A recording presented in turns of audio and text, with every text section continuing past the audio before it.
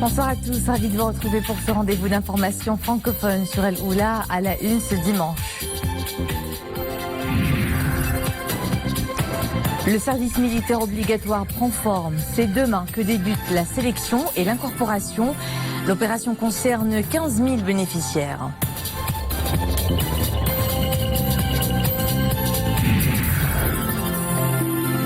Escapade du côté de la station thermale Sidi Harazm. Ces eaux curatives vous veulent du bien et vous êtes toujours aussi nombreux à la fréquenter cet été.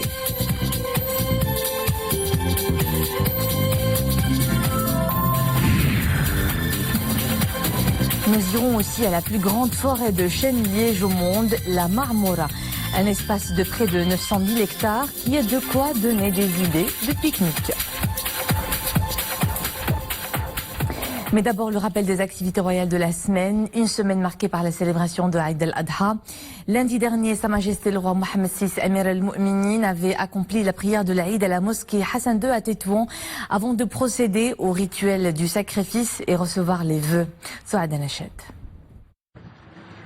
Sa Majesté le roi Mohammed VI, Amir al-Mu'minin, accompagné de son Altesse royale le prince héritier Moulay Hassan, de son Altesse royale le prince Moulay Rachid et de son Altesse le prince Moulay Ismail, a accompli la prière de l'Eid al-Adha à la mosquée Hassan II à Tétouan. Après la prière de l'Eid, l'imam a souligné dans son prêche les significations profondes d'Eid al-Adha qui couronnent les 10 premiers jours de Dhul Hijjah, durant lesquels les musulmans raffermissent leur foi en Dieu et lui rendre grâce pour les nombreux bienfaits dont il les a gratifiés. À l'issue de la prière, Amir al-Mu'minin a été salué par les chefs des missions diplomatiques islamiques accréditées au Maroc qui ont présenté au souverain leurs félicitations et leurs meilleurs vœux. Sa Majesté le roi Amir al-Mu'minin a procédé au rituel du sacrifice suivant cela la tradition du prophète Sidna Mohammed, paix et bénédiction sur lui.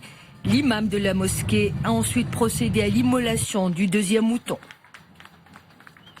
À l'issue de cette cérémonie, Sa Majesté le roi a regagné le palais royal où il a reçu les vœux de son Altesse royale le prince héritier Moulay Hassan, de son Altesse royale le prince Moulay Rachid et de son Altesse le prince Moulay Ismail.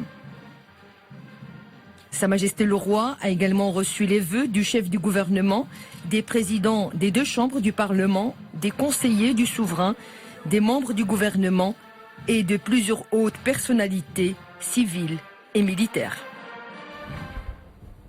Le service militaire obligatoire en passe d'opérationnalisation. La sélection et l'incorporation des appelés pour l'année 2019-2020 débutera demain pour se poursuivre jusqu'à la fin du mois. Elle concerne 15 000 bénéficiaires. C'est ce qu'indique un communiqué de l'état-major général des forces armées royales. On en saura plus avec Souad Anachet.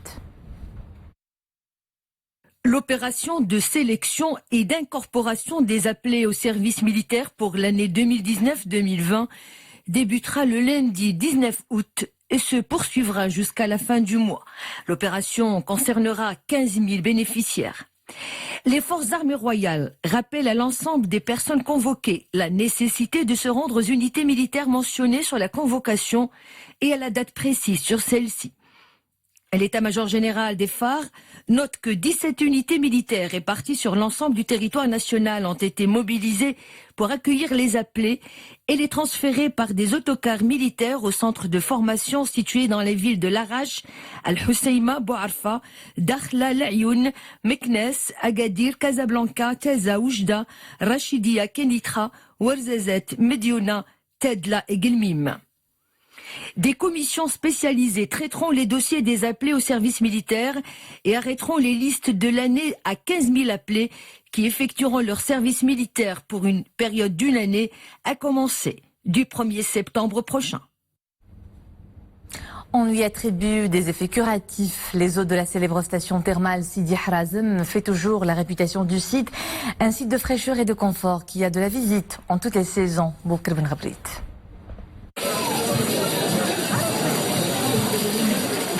Grâce à sa nature thermale, la source était déjà fréquentée depuis l'époque romaine. Boire l'eau de Sidi Harazm, c'est purifier son corps. Aujourd'hui encore, on fait la queue pour remplir ces bouteilles d'une eau qui jaillit d'une centaine de mètres de profondeur.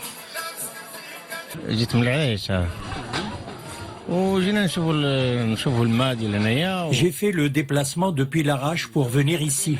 La source de Sidi Harazem est réputée mondialement. Avec ma famille, on a voulu également changer d'air. L'eau de Sidi Harazem est très bonne pour la santé. Elle donne beaucoup d'énergie.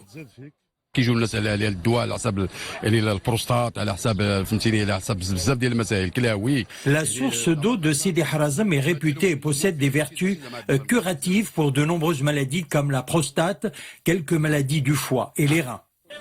Situé à seulement 30 km de Fès et malgré les fortes chaleurs d'été, le site offre de nombreux espaces pleins de fraîcheur.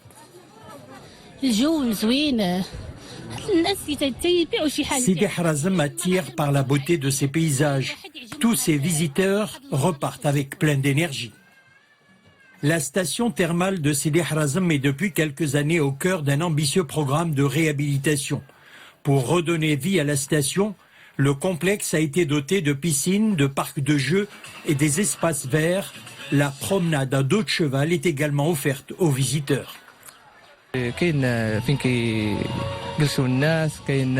y a beaucoup d'espaces verts, les commerces sont fleuris, il y a également des parcs de jeux pour les enfants et une grande piscine. On y vient en famille pour profiter aussi du calme et de l'ambiance qui règne ici. Sidi Harazem ouvre les robinets à fond pour ces milliers de visiteurs qui viennent en grande partie des régions de l'oriental et du centre. Chaque jour, dès l'aube et jusqu'au coucher du soleil, on se ferait un passage jusqu'au robinet d'une source d'eau vitale. Un week-end de canicule. Le temps chaud sévit aussi en début de semaine avec des températures élevées dans plusieurs régions du pays. Et cette situation caractérise particulièrement l'intérieur des provinces sud, le sud-est, le centre et l'intérieur du pays. Les maximales seront de 42 à 46 degrés à Taroudant, Tata, Assazag, Smara, Boujdour, Ouaddahab, Layoun, Gelmi, Messidi et Fni. Une vague de chaleur qui se poursuit jusqu'à mercredi. À l'international, des scènes de massacres et de carnage à Kaboul en Afghanistan. Pas moins de 68 personnes ont été tuées et 182 autres blessées dans un attentat à la bombe qui a visé hier soir un mariage. Parmi les victimes, des femmes et des enfants. Des porte-paroles talibans ont nié l'application du groupe insurgé. L'attentat est revendiqué par la branche afghane du groupe terroriste Daesh. Un week-end de tension au Proche-Orient. 3 Palestiniens ont été tués par des soldats israéliens dans le nord de la bande de Gaza. Un autre Palestinien a été blessé et hospitalisé après cet incident nocturne. Hier aussi, un avion militaire israélien avait tiré sur 3 cibles dans la bande de Gaza. Sans faire de blessés, les frappes ont notamment touché un poste d'observation du Hamas à Beit Hanoun. Une situation explosive sur le navire humanitaire Open Arms bloqué au large de Lampedusa. Désespérés, plusieurs de ces migrants se sont jetés à l'eau pour tenter de joindre les côtes italiennes avant d'être ramenés par des secouristes. L'Espagne avait pourtant proposé d'accueillir le navire. Hier, les 27 mineurs non accompagnés de ce bateau humanitaire ont été autorisés à débarquer à Lampedusa, chose à laquelle s'oppose farouchement le ministre italien de l'Intérieur Matteo Salvini, malgré l'accord européen de répartition conclu depuis 4 jours. La Chine sous l'eau, des pluies persistantes provoquées par le typhon Lekima ont frappé la province du Jilin au nord-est et affectent plus de 85 000 habitants. Plus de 25 000 hectares de terres cultivées sont tout aussi détruites et 250 logements se sont effondrés sous l'effet des précipitations. Les pertes économiques directes se chiffrent à près de 13 millions de dollars. Pour l'heure, des mesures ont été prises afin de prévenir d'autres catastrophes, dont des glissements de terrain. Un nouvel incendie sur l'île de Grande Canarie contraint l'Espagne à ordonner son évacuation. Cette nouvelle catastrophe survient seulement 5 jours après que les pompiers ont réussi à contenir un feu dans la même zone de l'archipel. Les services de secours sont déployés sur le terrain au moment où de fortes rafales de vent et une vague de chaleur pourraient rallumer les braises qui restent. Le Royaume abrite dès demain un événement continental, les 12e Jeux africains. Mais avant l'ouverture officielle, les compétitions qualificatives se poursuivent dans certaines disciplines, comme le beach volley, dans laquelle la sélection nationale, messieurs et dames, ont validé leur ticket pour les quarts de finale. Les compétitions du beach volley connaîtront la participation de ces sélections réparties sur 4 groupes. Des envies de sortie grandeur nature, que diriez-vous d'un tour du côté de la plus grande forêt de chênes-lièges au monde, la Marmora, poumon vert de Kenitra, Rabat et Salé. Boubkir Ben Ghabrit et Soken El Idrissi nous proposent cette promenade dans cet espace à l'allure de vastes parcs où les arbres côtoient des tapis de fleurs. Elle est considérée comme un espace important dans l'écosystème forestier du Maroc. Été comme hiver, la forêt de Marmora ne désemplit pas. Plusieurs familles ont décidé d'y passer la journée. L'endroit est très prisé pour les sorties dominicales. C'est un espace de loisirs où l'on respire à plein poumon.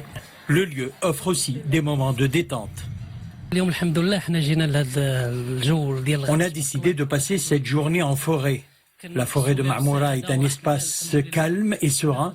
Nous sommes ici en famille, on se sent bien. L'air ici est pur, les arbres sont centenaires, ils nous protègent du soleil.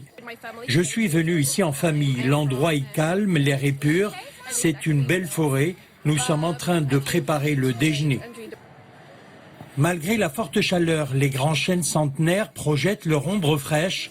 Le repas du midi se prépare en famille ou entre amis.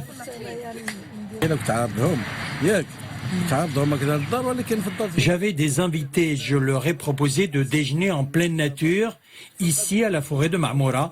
L'espace est grand, c'est plus agréable qu'à la maison.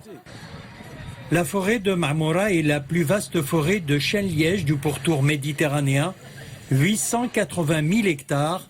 C'est un espace important dans l'écosystème forestier du Royaume. Un voyage dans le temps en Lituanie qui accueille une parade de voitures vintage, des voitures mais aussi des motos et des bus qui font le show dans la capitale Vilnius. Des cylindrées remises au goût du jour, certains modèles remontent à 1912. L'événement rassemble de nombreux passionnés et des collectionneurs de voitures d'époque de Lituanie et d'autres pays baltes comme l'Estonie, la Pologne et la Biélorussie. Tous craquent pour ces véhicules rétro qui sont pour eux toujours à la mode.